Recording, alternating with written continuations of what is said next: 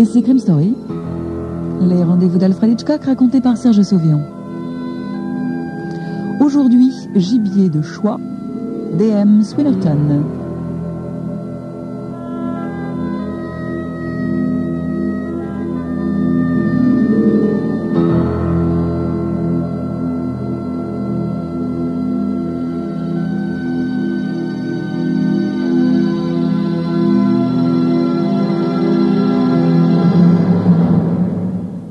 Le téléphone sonna. Il décrocha. Allô, oui? Allô, Henri? Comment vas-tu? Il reconnut immédiatement la voix de la femme. Carole! Ça alors! Comment m'as-tu retrouvé? Non, je veux dire, comment vas-tu? Je survis, Henri. Et toi? Mais comme d'habitude, ma poulette. J'applique toujours mon bon vieux principe. Ne jamais plumer le même pigeon plus d'une fois. Tu te souviens, Carole? Ah là là. On a fait quelques beaux coups ensemble, hein? Digne de Bonnie and Clyde. Ça fait combien de temps, Henri? Mais trop longtemps, ma biquette, trop longtemps. Plus d'1 an. Où es-tu? Au diable Vauvert, Henri. Ça m'a fait plaisir de t'entendre, Carole. Il faudra qu'on prenne un verre ensemble, un de ces jours prochains. Attends, Henri, attends. Voyons. Le savoir-vivre téléphonique veut que ce soit le demandeur qui dise au revoir, et non pas la personne appelée. Henri, je t'ai dégoté un gibier de rêve, un gibier de choix. Riche, âgé, tout ce qu'il faut. Madame cœur esselé en personne, passionnée d'antiquité. Alors t'as pensé à moi, Carole, c'est bien ça? Bien, de qui s'agit-il cette fois? Il s'agit d'une femme, Henri. Elle s'appelle Madame Buffard, Madame Veuve Buffard, prénom Marie. Elle est veuve de guerre, elle adore les antiquités et les ventes aux enchères. Elle vit toute seule dans une grande maison. Note l'adresse, je t'enverrai une photo. Ne me demande pas comment je l'ai eue. Elle habite une jolie petite ville du sud-ouest. Elle est tout à fait ton style. Trouve-toi une couverture, mais ne m'appelle pas. Ouais, Carole. D'accord. Merci, ma mignonne. Ah, ça me rappelle le bon vieux temps, hein? Plus ou moins. À bientôt, Riquet. C'est le petit surnom dont elle le gratifiait autrefois. Et il éprouva quelques remords. Tout au long de sa vie, il avait entourloupé des myriades de vieilles dames pleines de confiance. Il leur avait subtilisé leurs économies sans le moindre scrupule. Mais il n'aurait jamais dû arnaquer Carole. Elle avait travaillé avec lui pendant de longues années. Elle lui avait fait confiance. Et il l'avait truandée, comme on dit. S'en était-elle rendu compte? Il ne le saura jamais. En tous les cas, elle n'en avait jamais rien dit. Sacrée Carole. Ainsi, elle lui avait trouvé une pigeonne. Toutes les cités, toutes les villes du monde regorgent de petites vieilles vulnérables. Elles survivent à leur mari, mais savent peu de choses sur les hommes et sur leurs pratiques tortueuses. Les pauvres. Au cours de sa carrière, Henri avait été successivement Armand Lebeau, importateur de diamants, George Bell, agent de change, Jeremy Thunbolt, promoteur immobilier de l'Arizona, Jean Levert, collectionneur de fonds pour des causes fort honorables mais fictives. Il avait encore incarné d'autres personnages qu'il parvenait seulement à se rappeler en consultant ses notes personnelles. Il y en avait tant eu. Quelquefois, il se bornait à endosser une identité et à entrer dans la vie de la dame en improvisant au fur et à mesure. D'ordinaire, ça marchait. Il aimait son travail. Il adorait changer de nom et d'antécédents, privilèges dont ne peuvent jouir les gens honnêtes. Il était acteur, comédien sur la vaste scène qu'est la vie. Dans sa chambre de l'hôtel d'Aquitaine à Libourne, il s'examina dans le miroir accroché au-dessus de la commode coiffeuse. Il ramena soigneusement ses cheveux clairsemés vers l'avant, les lissant sur son crâne déplumé. L'effet ainsi obtenu lui déplut souverainement, mais cela convenait au personnage de Bernard Montcerf, antiquaire, à Paris. Pour se mettre au diapason, si besoin était, il serait veuf et continuerait de pleurer son épouse morte moins de 6 mois auparavant, le jour de la fête des mères par-dessus le marché. On était samedi après-midi. Le journal, étalé sur le lit, annonçait 2 ventes aux enchères. Dans la poche de son manteau, Henri avait la photo de la victime que Carole lui avait envoyée. Il la regarda attentivement, avant tout parce qu'elle lui rappelait quelqu'un. Il tenta d'isoler ses traits, mais cela ne donna aucun résultat. Yeux bleus, perruque grise, lunettes avec chaînette. La dame devait avoir à peu près une 60aine d'années. Bien, il était temps maintenant d'aller travailler. Il trouva facilement la salle des ventes et regarda avec un amusement tranquille les assiettes et les soucoupes décoratives à 5 francs se négocier à 50 francs. Les bibelots artistiques de mauvais goût atteindre des prix scandaleux, alors qu'un joli fauteuil n'ayant besoin que d'être recouvert était adjugé à 100 francs. Semblable à un troupeau de moutons, la foule se laissait mener par le commissaire-priseur. Ce fut seulement quand les objets plus importants commencèrent à s'écouler qu'il repéra la veuve Buffard. Même cheveux gris, même lunettes fantaisie, même petit visage fermé, dénué de rides, mais elle était un peu plus grande qu'il ne s'y attendait. Le commissaire-priseur présentait une très belle pièce. « Mesdames et messieurs, voici une authentique horloge de parquet à mouvement suisse en noyer massif. Magnifique, pas une éraflure. On me fait des offres intéressantes. » Henri jeta un coup d'œil à la veuve et leva la main. « 500. » La veuve lui décocha un regard noir. « 1000. » Henri leva la main. « 2000 francs. » Il n'avait que 3000 francs en poche. Le commissaire-priseur regarda la veuve Buffard. « Vous avez dit 3000, madame ?» Elle fit un bref signe de tête. « 3500. » Henri souleva son chapeau. « Vous avez gagné, madame. Permettez-moi de vous aider à porter cette splendeur jusqu'à votre voiture. »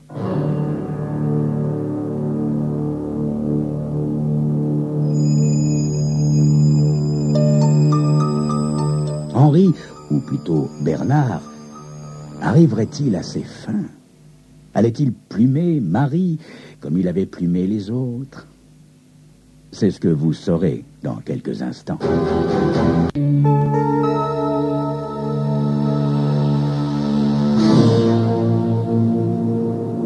Tout en se rasant et en arrangeant ses rares cheveux, Henri Bernard se mit à penser à Carole et non à la veuve Buffard. Pourquoi n'avait-il jamais épousé Carole? Elle était séduisante, intelligente. Elle était la partenaire idéale depuis près de 5 ans. Et pourtant, en fin de compte, il l'avait arnaquée. Quel ingrat. Après avoir jeté un dernier coup d'œil dans la glace, il tapota son portefeuille, ferma sa porte à clé et descendit l'escalier qui menait au hall de l'hôtel. Dans sa hâte, il faillit passer devant elle sans la voir. Elle était assise, raide comme un piquet, dans l'un des vieux fauteuils près de la porte d'entrée, et paraissait aussi déplacée qu'un missionnaire assistant à une danse du ventre. « Madame Buffard !»« Je vous ai surpris, n'est-ce pas, monsieur Morcerf? Vous savez, ça fait des années que je ne suis pas entré dans cet hôtel. Bref, j'ai téléphoné pour vous prévenir que je serais peut-être un peu en retard. Seulement, votre ligne était occupée, alors je suis tout bonnement venu ici moi-même. Ça ne vous dérange pas de conduire une voiture étrangère? Tenez, voici les clés. Faites le chauffeur. » C'était une élégante petite Porsche, garée à près de 60 cm du trottoir. Il aida la veuve à monter dedans et se lança dans le flot de la circulation.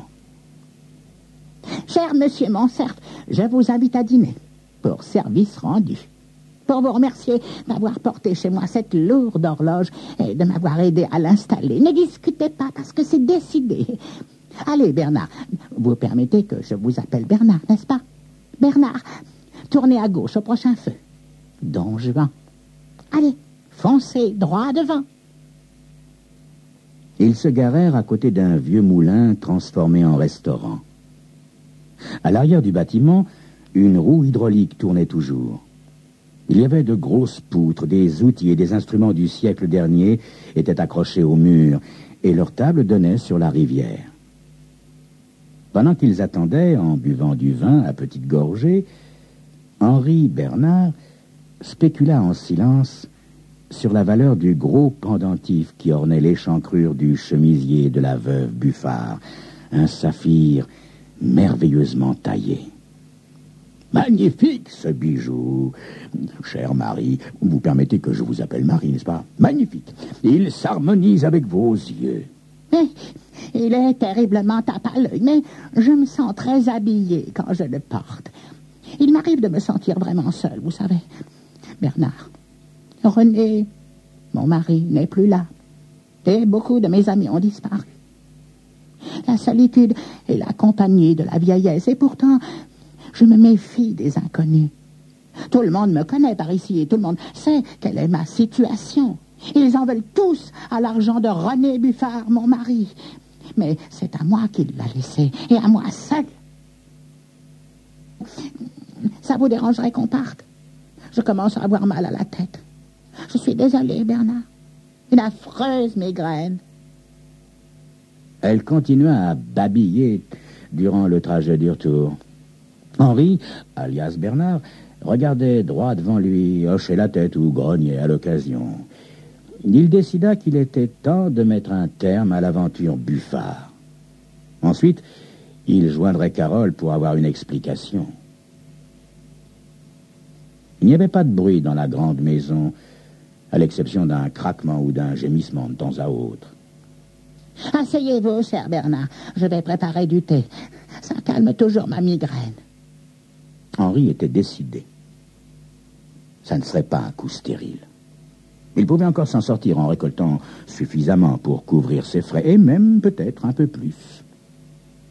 Dès que la porte de la cuisine se fut fermée, il gagna la bibliothèque à grandes enjambées, ouvrit le tiroir supérieur du bureau et feuilleta le petit carnet aide-mémoire jusqu'à ce qu'il trouve la combinaison 20R, 13L, 9R, griffonnée sur la dernière page.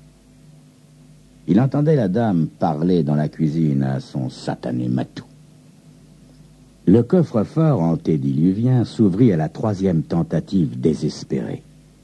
À l'intérieur se trouvaient des papiers épars, 2 épaisses enveloppes Kraft fermées et l'étui noir.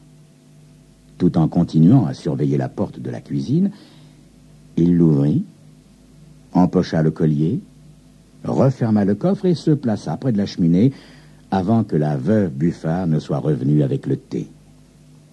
« Comment va votre migraine, chère Marie ?» « J'ai quelques élancements.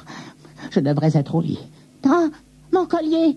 Il a disparu, Bernard! » « Mais non, vous l'avez rangé dans le coffre, Marie, vous vous rappelez ?»« Ah oui. Oh, oui. Je ne sais plus ce que je fais.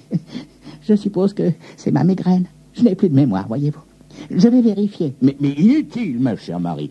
Vous êtes entrée dans la bibliothèque, vous êtes allée jusqu'à votre bureau pour regarder quelque chose. Ah oui, ça y est, je me rappelle.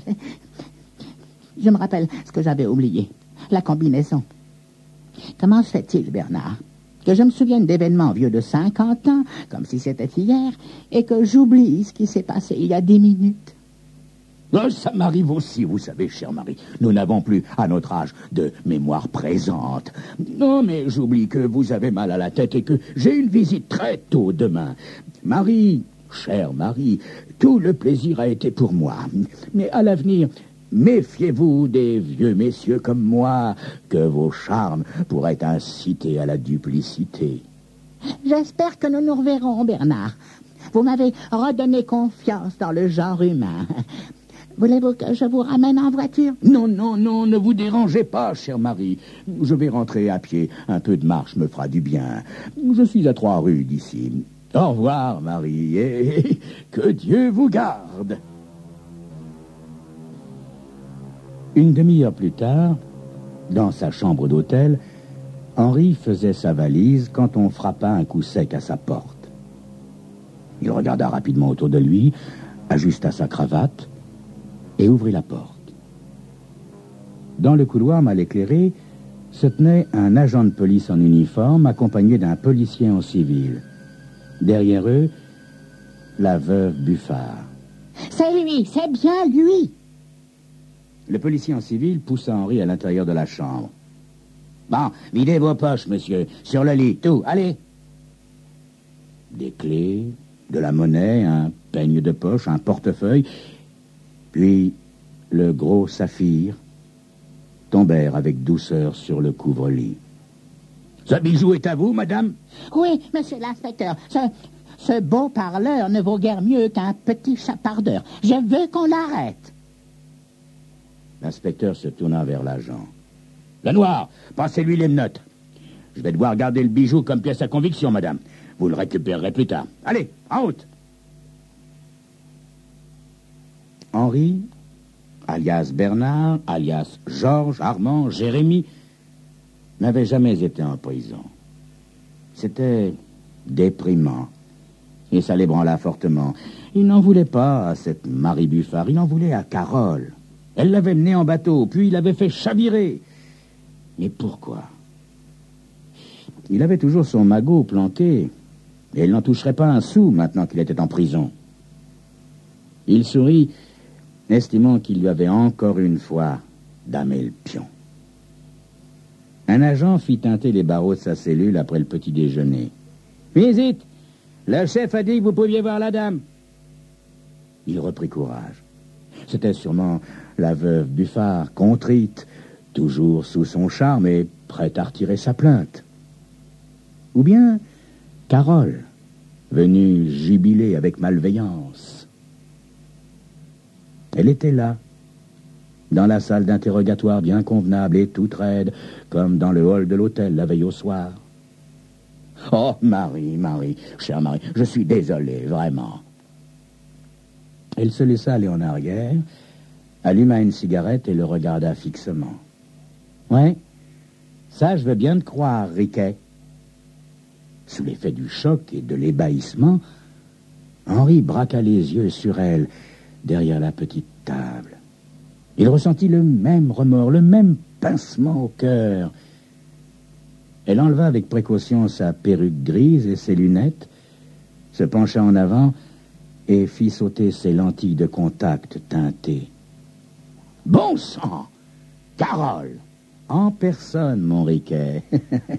Un brin de chirurgie esthétique, des lentilles teintées, et il ne me restait plus qu'à jouer le personnage de la veuve Buffard. J'ai loué la vieille maison et les voitures. Tout cela à mon compte, Henri. Tu sais, mon grand, tu t'es fourré dans un fichu pétrin. » Il jura et frappa du poing sur la table. Magnifique la façon dont elle l'avait entourloupé. « Oh, sacré bon sang, Carole, petite garce, j'aurais dû m'en douter. Il y avait quelque chose chez toi, enfin, chez elle. Ah, tu m'as eu en beauté. » Bien. Maintenant, mon Riquet, où est le magot? À Paris, chez moi. Fais-moi sortir d'ici et j'irai le chercher. Nous irons tous les deux, si tu veux. Ne t'emballe pas, Riquet. Tu te souviens de ton vieux principe? Ne jamais plumer 2 fois le même pigeon. Alors à Paris, dans ton appartement. Et où ça, exactement, dans ton appartement, Riquet? Tu ne me fais pas confiance, Carole? Non, mon petit Riquet, pas du tout. Alors, où ça?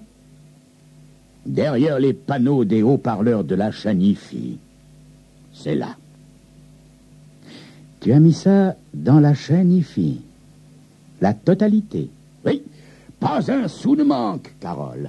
Il y a tout ce que je possède au monde. C'est touchant, Riquet.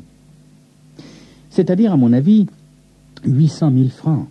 Tu n'aurais jamais dû me rouler, Henri. Il aurait mieux valu que tu m'épouses. Nous étions faits l'un pour l'autre. Mais j'ai failli te le demander 1 fois ou 2, Carole. 1 fois aurait suffi, Riquet. Elle se leva, remit sa perruque, ses lunettes, et se dirigea vers la porte. « Écoute, Henri, tu ne me l'as pas demandé, mais une femme apprécie toujours l'intention. Alors disons que ce qui se trouve dans la chenille est la répartition de nos biens, mon amour. Quand j'aurai compté, je reviendrai retirer ma plainte. Salut, Don Juan. Elle lui adressa un petit signe de la main et s'en alla. Dans le couloir, flanqué d'un agent, il la regarda tourner le coin en direction de la rue. Elle était redevenue Marie Buffard, la veuve Buffard, bien convenable et tellement mal fagotée. Et il pensa, réflexion faite, c'était décidément un gibier de choix.